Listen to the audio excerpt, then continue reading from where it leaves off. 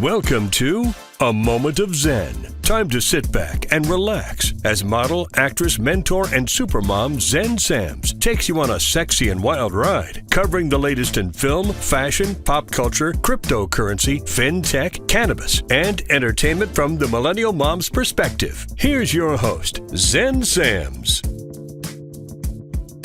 Hello, my beautiful tri-state area. Welcome to our 129th episode. That's right, 3 years on the air and going so strong. It's always such a pleasure to spend my time with you on the airwaves. Thank you for listening and interacting with me on social media. That truly does make it all worthwhile. You can find us all over Instagram, Facebook, LinkedIn, X, Threads, YouTube, you name it. You can follow us at Zen Sams. That's Zen with an X, not a Z. And also remember that we're now on Traverse TV, Sundays at 1 p.m. Eastern. And all episodes of A Moment of Zen are now streaming 24/7 on Kathy Ireland's Your Home TV. You can always find us on our YouTube channel, of course. We have such a great show lined up for you today. A big shout out to our newest sponsors, Once Upon a Coconut and CO2lift.com. Very exciting stuff in today's episode. In our Hydration with Heart segment brought to you by Once Upon a Coconut, we're featuring UFC fighter Billy Quarantillo, an American mixed martial artist who currently competes in the featherweight division of the Ultimate Fighting Championship. Today, he's here to chat career, talk to us about his incredible brand partnership with Once Upon a Coconut and how they're revolutionizing the beverage industry, but also how they're leveraging their position and power to give back. In a few minutes, in our Going Deep segment brought to you by CO2 Lift, we're featuring beauty industry trailblazer Lana Kerr, CEO and founder of CO2 Lift. Today, she's joined by beauty influencer Susanna Damouni. Susanna has a very large social media following and platform. She's known as the Barbie doll of Instagram with millions upon millions of followers. Today, she's coming on to chat about her Barbie doll skincare routine, why carbon dioxide therapy for the skin is the new trend, and the results after using CO2 Lift products. In our Innovation in Tech segment brought to you by Caldwell Soames and ogpay.com, we're featuring returning contributor Paul Caldwell, chairman and CEO of Caldwell Soames. Today, he's joined by returning contributor John Kraske, a Web3 influencer on LinkedIn with over 60,000 followers. He's an executive and creator for some of the top Web3 companies worldwide. He's also the author of the upcoming book, The Future of Community. Today, they join me to chat Web3, the metaverse, and how fintech, financial technology that is, will be adapting, fueling, and powering it all. Stay tuned for our Hydration with Heart segment brought to you by Once Upon a Coconut. We'll be back with UFC fighter Billy Quarantillo. You're listening to A Moment of Zen right here on 710 WOR, the voice of New York, iHeart Radio. We'll be right back after this. A Moment of Zen is brought to you by Once Upon a Coconut, 100% pure coconut water. Imagine a drink that's nutrient-rich, powerfully refreshing, naturally sweet with no added sugars, not from concentrate, zero additives, low in calories, absolutely no artificial flavors, and is so tasty that it will become your new favorite beverage. Enter Once Upon a Coconut, the absolute best tasting coconut water you will ever try. Available in 4 refreshing flavors: pure, chocolate, pineapple, and sparkling with energy. Do your taste buds a favor and pick up some today at onceuponacoconut.com. Welcome back, beautiful tri-state area. You're listening to A Moment of Zen right here on 710 WOR, the voice of New York, iHeart Radio. I'm your host, Zen Sams.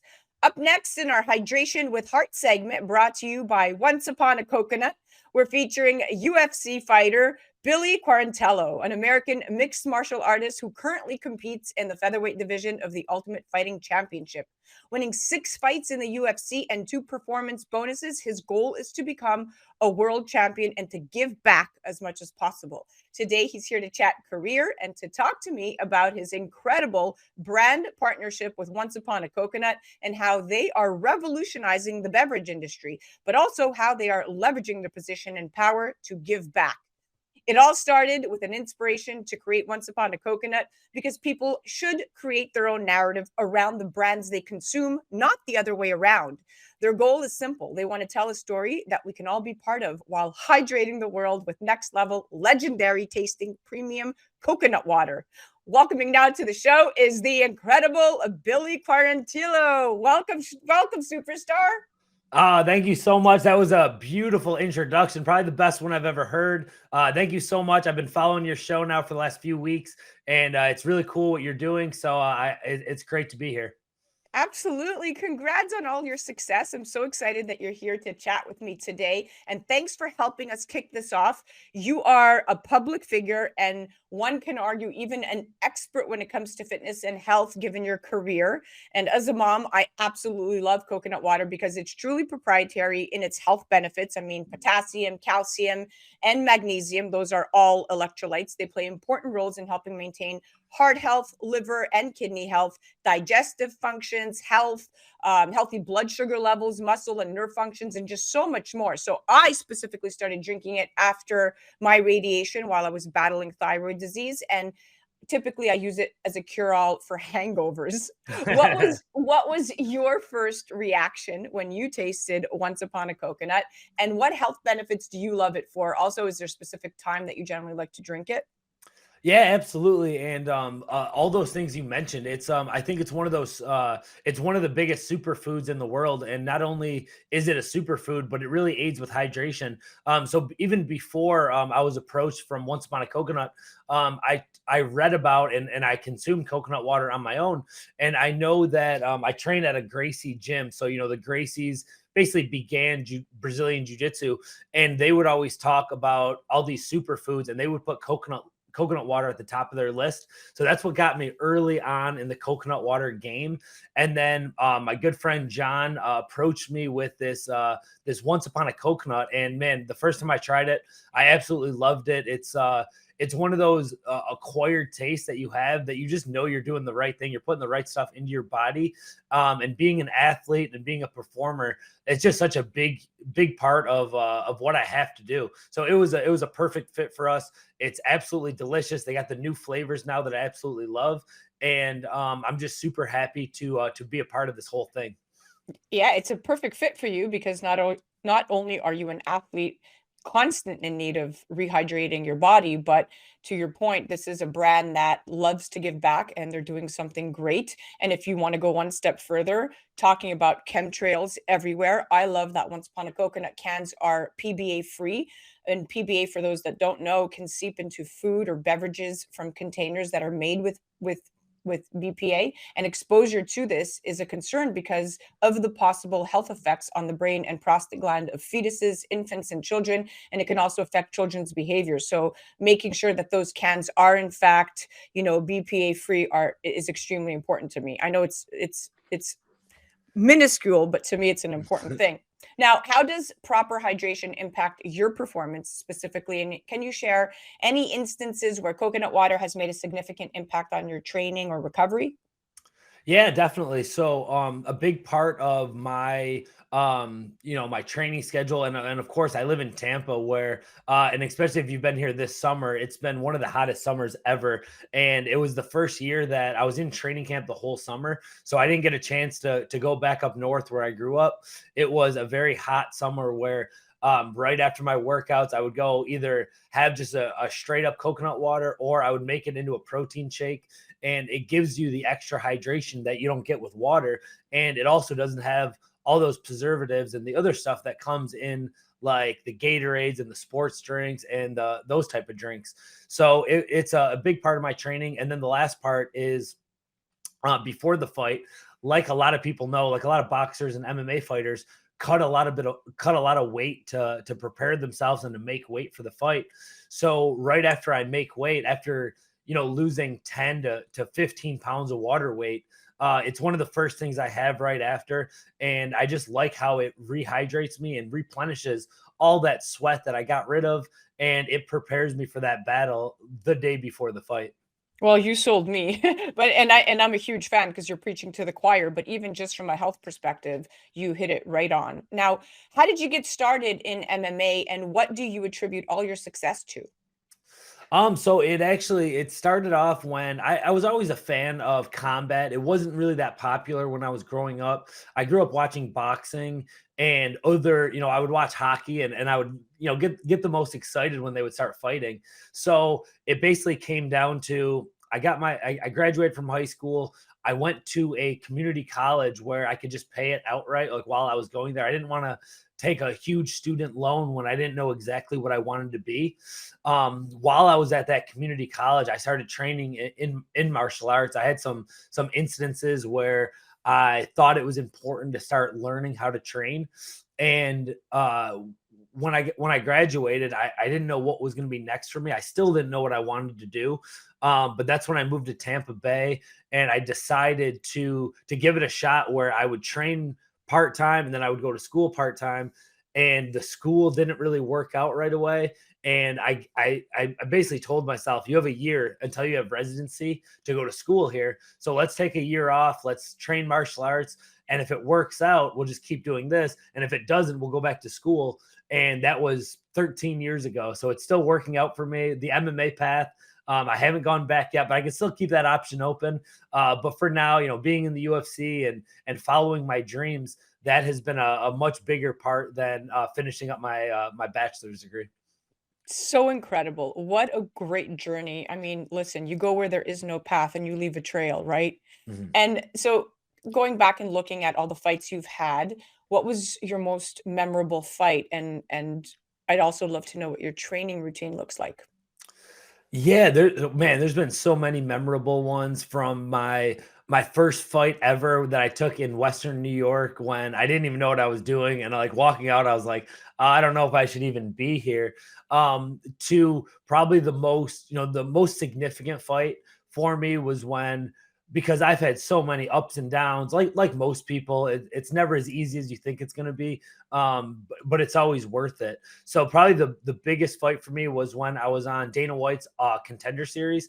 This was after years and years and years of trying to get in the UFC, coming up short, just a little bit short, and part of me not knowing if I would ever get a chance to get in the UFC.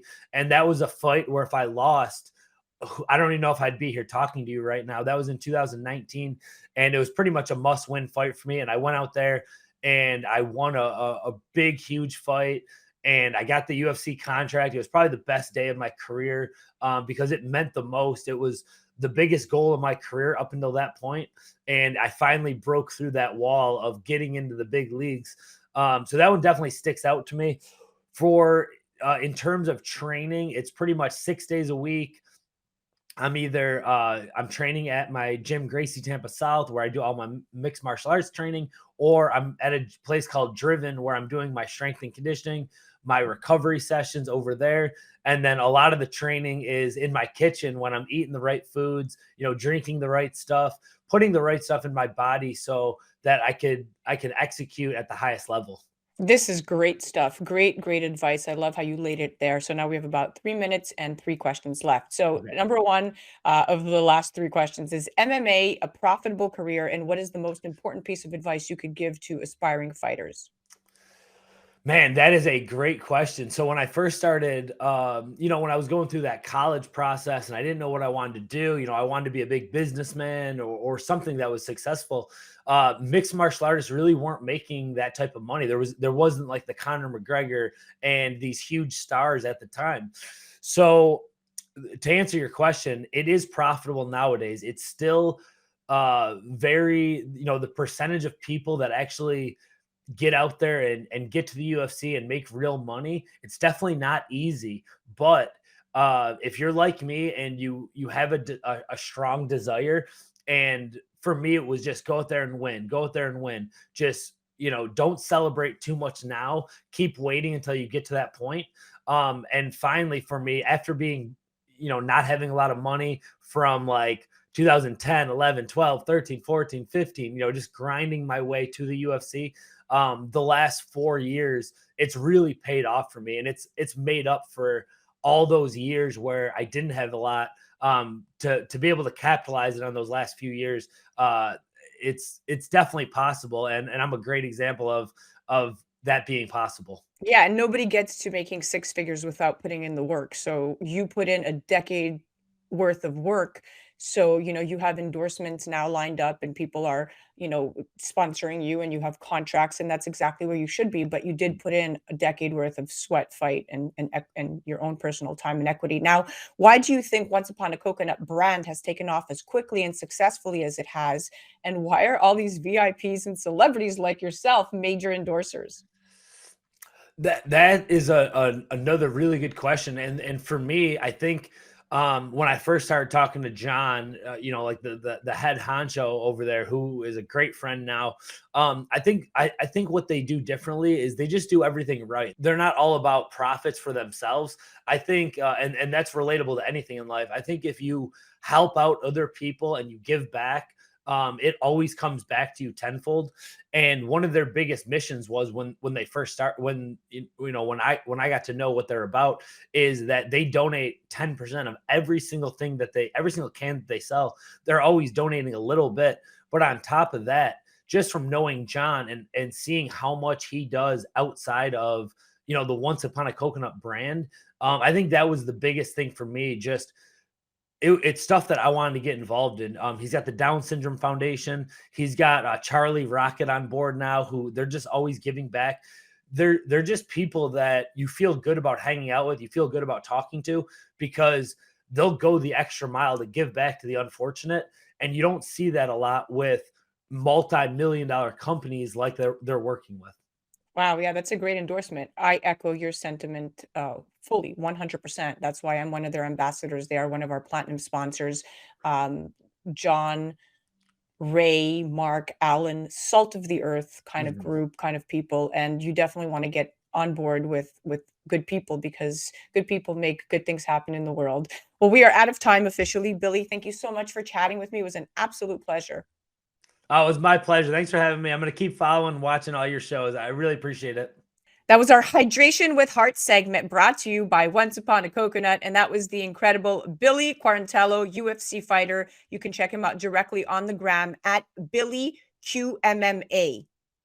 Now imagine a drink that's nutrient rich, powerfully refreshing, naturally sweet, with no added sugars, not from concentrate, zero additives, low in calories, absolutely no artificial flavors, and is so tasty that it will become your new favorite beverage. Once Upon a Coconut is available in 4 refreshing flavors: pure, chocolate, pineapple, and sparkling with energy.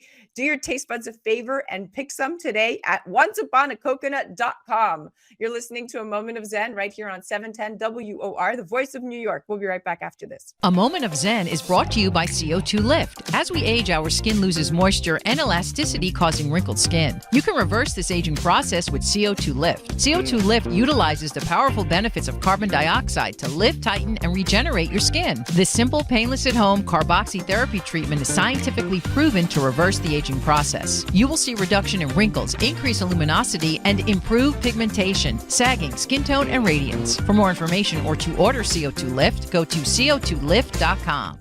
Welcome back, beautiful tri-state area. You're listening to A Moment of Zen right here on 710 WOR, the voice of New York, iHeart Radio. I'm your host, Zen Sams.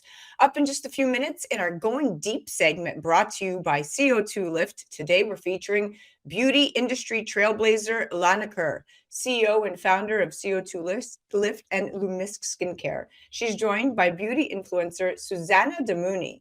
Now, Susanna has a very large social media platform and fan base. She's known as the Barbie doll of Instagram, with millions of followers. Today, she's coming on to chat about her Barbie doll skincare routine, why carbon dioxide therapy for the skin is the new trend, and the results after using CO2 Lift products. Welcoming now to the show are my amazing friends, Lana Kerr and Susanna Damouni. Welcome, stunners.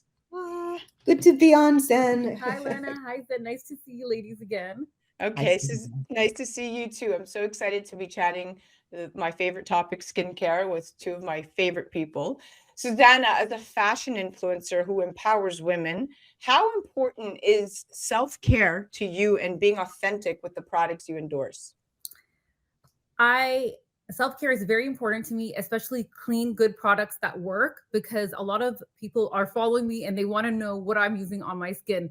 So trying to be the best that I can be and trying to make everybody else the best version of themselves by telling them the products that actually really work, and always being in the light, trying to always look my best, like I said earlier, is very important to me. Self-care is, I spend a lot of time maintaining my beauty.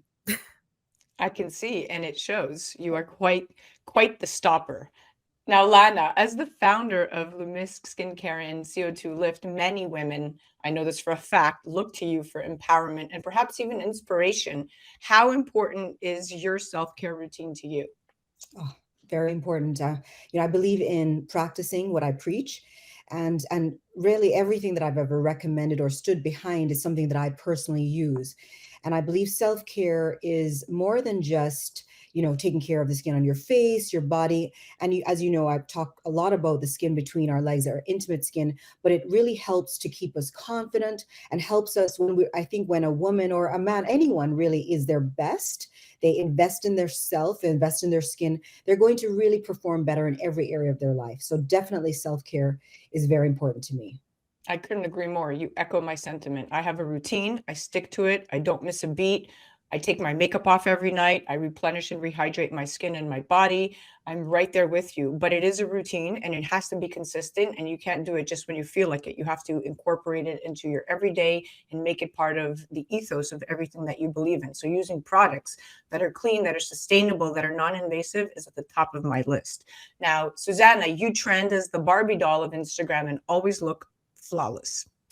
What does your beauty routine look like? I use an electric brush to wash my face. I don't know if you've ever seen them, but I use that every single day because I need to make sure that all my makeup is off. So I start with that with a soft cleanser, like a cleansing milk, because I don't want to dry out my skin. I use a rose water toner, alcohol free, because again, I don't want to dry out my skin. I spray my face with a mist to hydrate it again. And then I follow it up with vitamin C, hyaluronic acid serum, and a really, really hydrating moisturizer. And I repeat it the same thing at night. And I use a really good makeup remover. I make sure everything is completely off my face every single night. I cannot go to bed with anything, not a trace. So, and what about non-invasive procedures? What do you recommend? So right now for non-invasive procedures, my routine includes microdermabrasion, microneedling, Morpheus 8, hydrofacials. What else have I? CO2 lasers, clear and brilliant. It is definitely maintenance. I spend a lot of time maintaining my skin, and because we're aging, and it's not that it's gonna reverse 20 years off of myself or others, but it's that I'm trying to prevent myself from getting older. So it's like prevention is key always at not just for skincare, for everything. Now, Lana, carbon dioxide therapy treatment that has been around since the 1930s is no new news to you, though the method of delivery has improved since then with a non-invasive gel delivery system. It's quite evident that it's working wonders, because when I first met you, the first thing that caught my attention was your incredible skin. Then you told me how old you were, and I was completely shocked because you look at least a decade younger than you truly are, and I mean that. I know it's extremely difficult to manage skin of color with hydration issues, hyperpigmentation, and scars at the forefront of most darker skin concerns. As a Jamaican woman, what does your beauty routine look like? Well, thank you for that compliment. And I mean, obviously, I'm in the skin business. I need to reflect what I preach, but I'm about simplicity. One of the things that I loved what Susanna said was definitely cleansing is super important, and even for me. But as you mentioned, hyperpigmentation, hydration, I think those two things, especially for darker skin, is super important. And really for any skin, hydration matters because it's going to help to keep the skin barrier healthy. And so, again, CO2 lift. I know it sounds like I'm promoting something that I sell, but that's really what I do. I think that has been the secret in my skincare routine. I do every 2 weeks, I do a CO2 lift carboxy mask. And it's, people who know me 7 years ago and know me now, they have always said to me that my skin looks better. And one of the things is the CO2 lift, because it is increasing hydration. There's really nothing else on the market that brings your hydration level up. And it's all about looking like that perfectly smooth grape rather than a raisin, which all of us are turning into. We can just slow that down. And so I think that is my secret. But like Susanna, I do, I cleanse, I moisturize, I use HA, I use a glow oil on my skin. I'm a big fan of Retin-A. But again, a lot of people do those things. I think one of the missing ingredients, and as we continue to hear more about skincare developments, we'll see that carbon dioxide is playing a big role. in terms of anti-aging because of absorption level of products. But again, the hydration factor is a big thing. Love all this proprietary information. Thank you so much for sharing that. And Susanna, to your point, you have to do it consistently. Lana, you said the same thing. We're all saying the same thing. It's not so much necessarily what you're using, but that you are sticking to a routine that works for you. Now, Susanna, as a model, you must need to wear a lot of makeup for shoots. Does this affect your skin? It definitely dries my skin out. And that's why it's like Lana was saying, it's very important to hydrate. And I also do use an oil, and the retinol, it kind of takes off a few layers of skin. Like, it's like microdermabrasion. So that's also important. I try to incorporate that in my skincare routine also twice a week, because the makeup does stick on your, it goes into your pores, and you want to just open them up and like get rid of that layer of skin, not skin, but you know what I mean? Exfoliate. So I think it's important for sure. And yeah, I noticed that my skin is very dry when I wash my face, and that's why it's important to have that maintenance program. Yes, this is another great reason to start using CO2 Lift consistently. And I can't wait to hear you report back after you've used it for at least a month. Now, Lana, carboxytherapy has many proprietary uses. This non-invasive procedure involves, as we've been talking about, the therapeutic use of carbon dioxide for skin regeneration. And this is, as we've seen through studies, this is extremely effective for skin rejuvenation. But why is specifically CO2 Lift effective for models, influencers, and public figures? I think just to what Susanna was saying, they're in front of the camera. So they're wearing a lot of makeup. The lights are on them, it dries out their skin. They're doing a lot of red carpet events. I think what's also important too is the amount of makeup that you can use less makeup. Because your skin is healthier, people want to see your skin. Really, the purpose of makeup is to enhance your results, not to cover over your skin. And I feel that for people like Susanna, they would benefit a lot, because by keeping their skin healthy, they can wear less makeup. People can see their healthy glow.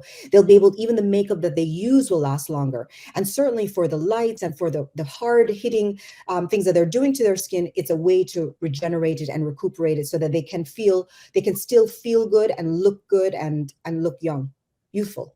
Yeah, it's extremely important. Now, Susanna, you've received the CO2 Lift package. Yes. And what was your initial reaction to the packaging, the box, the carboxytherapy concept in general as a non-invasive procedure? Is this something you're excited about?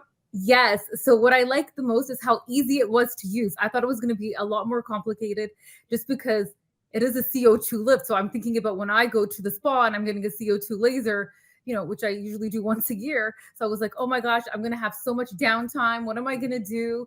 And what I really liked about it is just mixing 2 packets inside a bowl and mixing it for 60 seconds and then applying a thick layer of that gel on my face. I did it twice now. I left it on for an hour. And what I noticed is the texture of my skin is a lot smoother. And I was like, wow, I look really smooth, just like somebody ironed my face out. That was one benefit that I noticed. The other benefit that I noticed was I was glowing. My skin is glowing. I look hydrated. I feel hydrated. And that's what, you want to look like that. You want to look like you have healthy, glowing skin. Like Lana was saying earlier, it's not about covering up your whole face and masking it. It's about, giving it a little bit of a lift. And exactly what that is a CO2 lift. So it's exactly what it's saying. And for myself, the other thing that I found really interesting, which I was so scared to do, I thought I was going to feel like a burning sensation, and there was none of that. It was very soothing. And I like that I could put it over my eyelids, right to my eyelash line, over my lips. I was like skeptical at first. I was like, but then I didn't. I was like, oh my gosh, it actually hydrated my lips and my eyelids. Like, no, they just like smoothed out. My crow's feet were smoothed out. So I was just like, wow, this is a really, really good product. So Tell us what you don't like about it. I can't say that right now. So I love the endorsement. Thank you. I wasn't even sure if you had tried it, but I want to be mindful of the time. So I have one more thing to say about it. Yeah, that go it's ahead. important. So I've had thyroid cancer and I have staples in my neck. So I can never do laser treatments on my neck. So the great thing about the CO2 lift was I could put it all over my neck and I did a little bit on my décolleté as well, but whatever was left over. But that's really important because I've always said, what about my pigmentation on my neck? I'm afraid that Yes. my staples are gonna melt. You know what I mean? There So you go. So now we know how you can repair your skin from all the lights and makeup, and why non-invasive treatments are extremely important. Now you have a best friend to rely on called CO2 Lift. Now I'm gonna shift to Lana. This is our last question, and this is actually a question for both of you. Um, what so Lana, what is the biggest misconception people have about you? I think the biggest thing when I meet people is really my age. I don't know if that's a good answer, but generally people, I mean, I'm 53 or going to be 53 soon. And they think I'm younger. I don't know if that's a misconception. But yeah, I think that's it. Your age is a good one, and I would definitely not get it right. Susanna, what about you? I'm sure you get a lot of comments and DMs.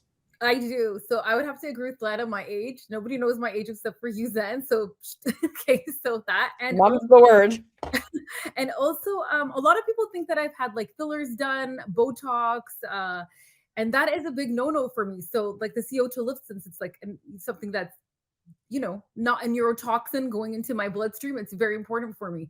So that is a huge misconception. Everybody thinks that I'm into fillers and Botox, and I absolutely am not. Got it. Okay, well, listen, this was a great session. I love CO2 Lift. It's all love here. I mean, listen, I've tried the product. Lana knows this. I'm a huge fan, and it's Lana said something very smart at the beginning of the interview. She said she's all about simplicity. And when you think about this product, it's exactly that. It's so simple. When infused into the skin, CO2 immediately diffuses at the cutaneous and muscular microcirculatory levels, and this results in higher tissue oxygenation and neoangiogenesis, and the blood vessels widen, increasing the transport of oxygen body tissues for cellular regeneration and anti-inflammatory effects. That concept right there is so simple, and that's because of the carboxy therapy. It's actually, there's nothing in between the lines, and so for me it's extremely important. That's why you see and feel that lift. So just wanted to add that part in for my circle of love in this. Now we are officially out of time. Lana, thank you so much for all the information that you've provided with us today. Clearly this product is something that is not just a trend, but people are really trying it and seeing results. And I think when you have a sustainable, authentic product, the sky's the limit. So congratulations. Thank you, Sam. Thank you so much. And thank you, Susanna, for trying it. Well, and for loving it. Right. Susanna, thank you so much for coming on. We know we always love having you on as our health influencer when it comes to skin and beauty. Thank you for having me on the show. It's always a pleasure to be on with you, Zen, and Lana as well. That was our Going Deep segment, brought to you by CO2 Lift. That was a beauty industry trailblazer, Lana Kerr, CEO and founder of CO2 Lift and Lumisk Skincare. And that was the awesome Susanna Demouni, beauty influencer. You could find her directly on Instagram at susanna.dxoxo. You're listening to A Moment of Zen right here on 710 WOR, the voice of New York, iHeart Radio. We'll be right back after this. A Moment of Zen is brought to you by Caldwell Soames Incorporated, investing globally in transformative businesses like Original Digital Corporation, or ODC. ODC develops advanced consumer and commercial fintech solutions such as OG Pay, which will transform the way you manage your money. From sending and receiving money globally for free, paying for goods and services in person and online, pay bills, buy and sell digital currencies, all while earning interest. OG Pay is easy to set up, FDIC insured, and your information is secured. Check out ogpay.com. Welcome back, beautiful tri-state area. You're listening to A Moment of Zen right here on 710 WOR, the voice of New York, iHeart Radio. I'm your host, Zen Sams.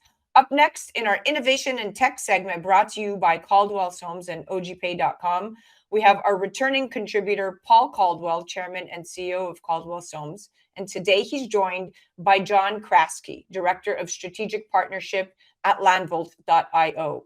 He's a Web3 influencer on LinkedIn with over 60,000 followers. He's an executive and creator for some of the top Web3 companies worldwide. He's also the author of the upcoming book, The Future of Community. He's passionate about educating brands and consumers about the world of Web3. Now, I've said this before, but imagine a world where billions of people live, work, shop, learn, and interact with each other, all from the comfort of their couches in the physical world. In this world, the computer screens we use today to connect to a worldwide web of information have become portals to a 3D virtual realm that's palpable, like real life, only bigger and better. Digital facsimiles of ourselves or avatars move freely from one experience to another, taking our identities and our money with us. Today, they join me to chat Web3, the metaverse, and how fintech, that's financial technology, will be adapting, fueling, and powering it all. So, where does this nascent technology revolution stand today, and where is it headed? Well, let's find out. Welcoming now to the show are my experts at hand, Paul Caldwell and John Kraske. Welcome to the show, superstars. Hi, Zen. Hi, Zen. Excited to be here. Excited to have you both back on. So, John, I'll start with you. You're the founder of Futureproof, a Web3 technology firm dedicated to creating top-tier solutions across multiple disciplines to basically ensure your business remains relevant today and future-proof for tomorrow. Now, Web3 refers to the third generation of the internet, which aims to decentralize and reconfigure the web's infrastructure and services. Unlike Web 2, where centralized corporations control the data and platforms, Web 3 is built on blockchain and decentralized technologies. But why should people even be thinking about moving their business model to Web 3? What's wrong with Web 2? And if so, what's the best way to make the transition? Wow, that's a loaded question. I love it. Well, this is obviously where the future is headed. The internet, it's becoming 3D, more immersive. Creators are going to be able to own and monetize their assets better, as well as brands. So we're here really to help them with this transition. We're still very, very early. It's still very nascent stage. I think brands are trying to figure out where they are in terms of entering this new space. We help them figure out what is the best sort of initial entry point. So obviously, I'm working for Landvault. We're one of the world's largest metaverse builders. We have 120 developers. We've done almost 200 builds in platforms such as Decentraland, Sandbox. Now we're moving more into hyper-realistic environments like Unity, Unreal, also Roblox and Fortnite. A lot of brands are showing interest in. So we're trying to figure out like what is that initial platform that they should start to explore, and then kind of onboard them, build an experience to start to help them better monetize and own their assets. But the creator economy is going nowhere. Obviously, you just saw that Amazon now is working with TikTok. They want to start paying influencers to promote their products. Brands need to be involved because the creators, they're going towards this decentralized universe where they can own and monetize their assets better. So brands better figure it out sooner than later, because if not, there's going to be nobody there to promote their products and services. So obviously, and you also see with former Twitter, now X, they're now starting to give creators better royalty. So the creator power, like the creators are starting to have the power now in this new immersive internet. So you as a brand need to figure it out. Yeah, I couldn't agree more. It's like the boat's leaving. We're on our way out to sea, and you better hop on board, or we're leaving without you. And you're right. The only thing people should be fearing is not being part of it. Now, Paul, Web3, the metaverse, and the evolution of fintech are all interconnected trends that have the potential to reshape the way we interact with the digital world and financial services. And Web3 introduces the concept of true digital ownership, allowing individuals to have ownership and control over their digital assets and data. And cryptocurrencies and blockchain tech are integral to the metaverse. Now, fintech companies are developing crypto wallets and payment solutions that allow users to make transactions within virtual worlds. How is the OG Pay fintech app proprietary for Web3? And can you talk to us about some of its unique applications, both on the consumer and merchant side? Sure, Zen. I think just as a follow-on to what was you said earlier, if people think about Web3, first of all, most people don't even know what Web3 is. Even in companies, they don't know. If they just would think about it as the internet on blockchain. Just think about it's the internet on blockchain. Just simple as that. At the beginning, I think that's the most fundamental explanation. But what I would say in answer to your direct answer to your question is that every company in our portfolio, whether they're consumer brands companies in our publicly traded enterprise fund, or whether they're privately held in our privately held companies fund, all have this on their mind. And I completely agree. Brands have to either get on board, companies have to get on board, or they're going to get simply left behind. From a business point of view, when you get into fintech and OG Pay, really what you have is something that OG Pay is a payments platform, a payments technology that is a service that people can subscribe to, and it transforms how people think about how they use their money, because you really have things like edge liquidity provisioning. You really have features there that allow people to have all of it in one place and have settlements of digital assets, sales settling onto fiat-based wallets and these sorts of things in real time. But the wallet-to-wallet feature, leveraging the new ISO 222, that's all built into a technology like that. I think those types of technologies in the payment space are now and are in the future. Yes, but they're now. They're right now. Yeah, and OG Yeah. Pay is just exactly that. It's a super fintech app, and I love it for that. Now, let's chat metaverse, John. The concept is not new. The term metaverse was coined in 1992 by author Neil Stevenson in his sci-fi novel Snow Crash, and work on the technologies that underpin a virtual reality based on internet date back decades. But because the metaverse is largely unbuilt, there's little agreement on how it will actually work. But broadly speaking, however, the metaverse is a digital ecosystem built on various kinds of 3D technology, real-time collaboration software, and blockchain-based decentralized finance tools. You recently claimed in a post that the old term metaverse is dead. However, the new term 3D internet is not. Please explain. Yeah, I mean, we've sort of seen this evolution of what brands and consumers are ready for in terms of the metaverse over the last few years. We obviously early on in our infancy as a metaverse company leaned into Sandbox and Decentraland, super decentralized platforms.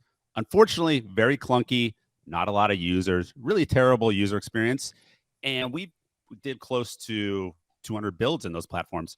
Unfortunately, just nobody's there. So brands and consumers now, whether you love it or not, they believe that the metaverse is platforms like Roblox and Fortnite, which are super, super centralized. But that's where the data and the users are. There's over 60 million people, daily active users on both those platforms. So that's where brands like Nike, LVMH, the list goes on and on. That's where they're putting their dollars, and that's where they're building. And what we do believe is going to happen is that eventually those platforms will turn on the Web3 switch. It's just whenever brands are ready and the technology is ready. I think the technology, there's still a lot of catching up. I mean, I think Paul would also agree. I think that there's just a lot of infrastructure that still needs to be built out. It takes a while to onboard billions and billions of users.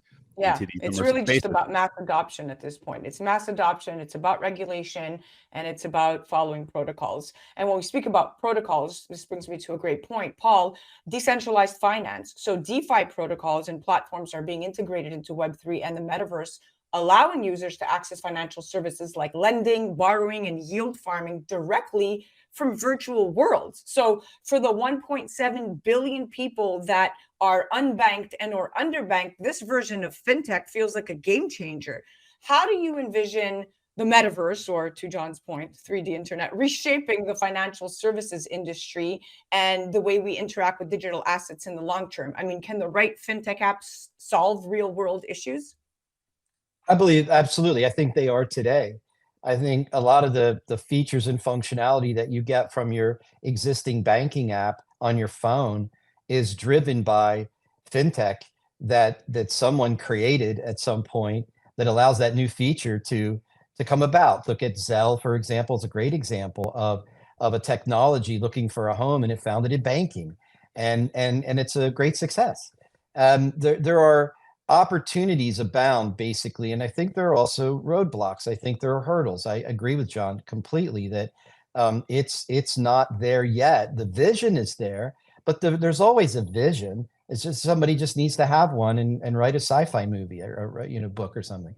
But then it's coined and names are everywhere. There's been metaverse, universe, omniverse, verse. I mean, so for me, where the rubber meets the road, which is what I have to focus on is return in two portfolios, is that it's very important to find real tangible value, and how that value is going to get grown and delivered to the marketplace. And that's not easy to do in this space because there's a lot of noise.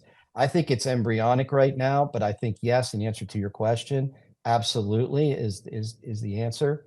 And I believe that as we go forward, we're going to see more and more coming out of venture. If you look at what's in venture right now, and then coming out of venture, which is where we play, we get to look at a lot of that stuff. And I think that Web3 is certainly, or the internet on blockchain is certainly a thing. It is a meaningful thing now if you're willing to be in now. But when you start talking about finance and DeFi, the regulatory environment is such. If you look recently, 3 platforms that just got found themselves in hot water with hot water. Yeah. With Yeah. the commodities you have to be exchange. careful. Yeah. You have to be careful, and you have to be smart as well. I mean, this is why law firms, really well-established law firms, have 40, 50 people in their digital group right now doing nothing but working on things like this to keep those companies out of hot water. And it's interesting because I'm going to segue to, we have 2 last questions, but less than 2 minutes. But smart contracts are a great example. I mean, fintech is driving the adoption of smart contracts, which automate financial transactions and agreements within the metaverse, right? Ensuring trustless and efficient transactions. So it's extremely important that we focus on that infrastructure and mass adoption, but regulation. Now, John, what trends or innovations do you anticipate in the coming years that will further integrate Web3, the metaverse, and fintech? What we're finding here in Dubai, in the Middle East, they're really leaning heavily into Web3 in the metaverse, but we're starting to create custom bespoke metaverse experiences that basically can be done on mobile. And basically it's almost like basically a 3D website. I mean, that's basically what we're building. So they're leaning into Unity and hyper realistic experiences. We're doing something for the Formula One track for the upcoming race in Abu Dhabi. We're working with a large bank in the Middle East to basically create a metaverse experience for their customers. So a lot of really interesting use cases. We're seeing governments, tourism. Those seem to be the 2 big areas in the Middle East that are specifically leveraging this technology. And it makes a ton of sense. Obviously, tourism's probably behind oil as like the 2nd biggest industry in Dubai in the Middle East.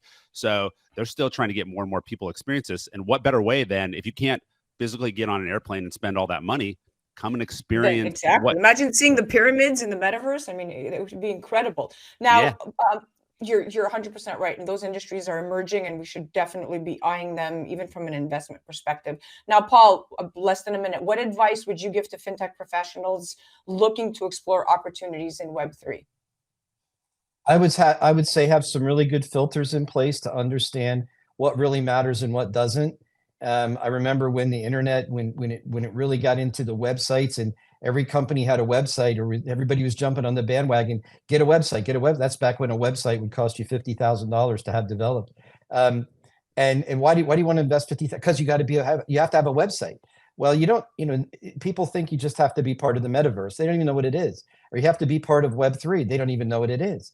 And so I think people should ask themselves why. And I think they should look at Golden Circle the whole thing.